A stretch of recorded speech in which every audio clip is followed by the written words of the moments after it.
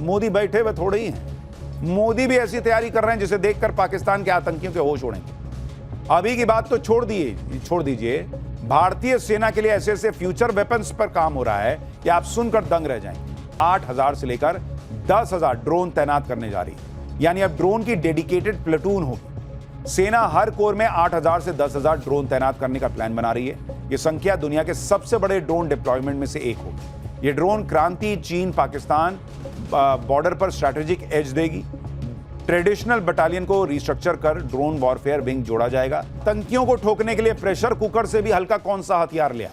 Border पार deep strike की तैयारी। 10,000 drone से वो हमला होगा कि पाकिस्तान चीन दोनों देखते रह जाएंगे क्या? अब इसका चैप्टर। भाई, पाकिस्तान अपने आतंकियों की नई फौज तैयार कर रहा है। मोदी बैठे हुए थोड़े ही हैं। मोदी भी ऐसी तैयारी कर रहे हैं जिसे देखकर पाकिस्तान के आतंकियों के होश उड़ेंगे। अभी की बात तो छोड़ दीजिए, भारतीय सेना के लिए ऐसे ऐसे फ्यूचर वेपन्स पर काम हो रहा है कि आप सुनकर दंग रह जाएंगे। आज आपको बताऊंगा कैसे भारतीय सेना के लिए 1,66,000 करोड़ के मॉडर्न हथियार तैयार हो रहे हैं, कैसे भारत के दुश्मनों को 2 मोर्चों पर किलर जेट्स घेरेंगे। रॉकेट वॉरियर पिनाका का नया अवतार बताएंगे आपको, और यह भी दिखाएंगे कि भैरव बटालियन से बॉर्डर पार कैसे डीप स्ट्राइक से वॉर होगा, और आर्मी की स्वदेशी न्यू वॉर मशीन कैसे प्रेशर कुकर से भी हल्की कार्बाइन दुश्मन पर कहर डालेगी। कैसे चीन की PL-15 मिसाइल का पुर्जा खुल जाएगा, और कैसे भारत रूस के न्यू एयर डिफेंस प्लान से चीन और पाकिस्तान परेशान है। आज आपको सब दिखाऊंगा। ऑपरेशन सिंदूर के बाद मोदी सरकार बहुत तेजी से आर्म्ड फोर्सेस के ट्रांसफॉर्मेशन में लगी। एक्सटेंडेड रेंज वाला पिनाका कितना महाविनाशक हो चुका है। भैरव बटालियन से दुश्मनों के खेमे में क्यों तनाव है, वो कौन सी नई गन है जो तबाही मचाने के लिए आ रही है, सब आज आपको दिखाऊंगा। लेकिन पहले मॉडर्न और फ्यूचर वॉरफेयर के हथियारों का एक ट्रेलर देखिए। प्रधानमंत्री नरेंद्र मोदी सेनाओं को खुली छूट ऐसे ही नहीं देते, बल्कि सेनाओं के मॉडर्नाइजेशन और ट्रांसफॉर्मेशन पर भी लगातार काम करते हैं। एक के बाद एक डिफेंस डील हो रही है। रक्षा मंत्री राजनाथ सिंह की अगुवाई में डिफेंस एग्जीबिशन काउंसिल की बैठक में जल्दी ही कई बड़े रक्षा सौदों को मंजूरी मिल सकती है, जिससे सेना का ब्रह्मास्त्र यानी गाइडेड पिनाका रॉकेट सिस्टम और भी महाविनाशक अवतार में बदलने जा रहा है। 1,000 गाइडेड पिनाका रॉकेट सिस्टम से लैस होगी आर्टिलरी। खरीद को जल्दी ही मंजूरी मिलने वाली है। पिनाका दूर से ही दुश्मन के bunker, command post, arm depot ध्वस्त करने की क्षमता उसकी कई गुना बढ़ जाएगी। पिनाका से 72 रॉकेट सिर्फ 44 सेकंड में लॉन्च किए जा सकते हैं। डीआरडीओ 120 किलोमीटर से 300 किलोमीटर रेंज के पिनाका रॉकेट सिस्टम पर भी काम शुरू करने जा रहा है।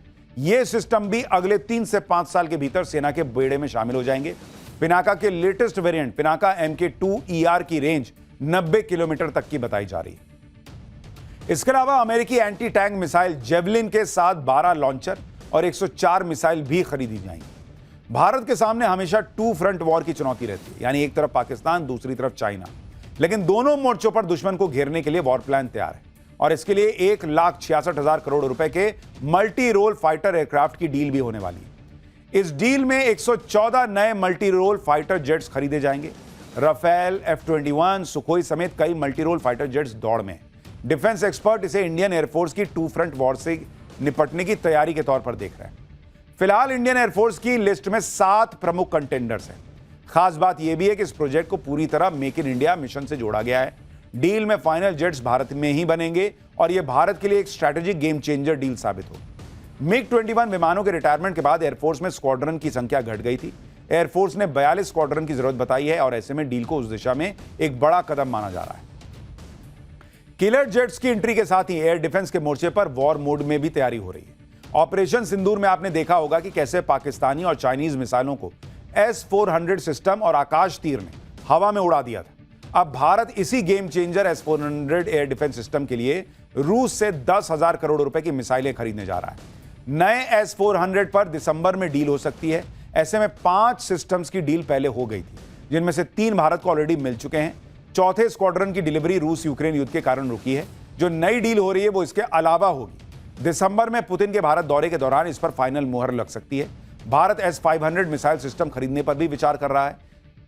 S-400 और S-500 दोनों ही मॉडर्न मिसाइल सिस्टम है, और उनका इस्तेमाल एयर डिफेंस और दुश्मन के हवाई हमलों से बचने के लिए किया जाता है। S-400 डिफेंस सिस्टम जो है क्या है, उसके बारे में हम आपको विस्तार से कई बार बता चुके हैं।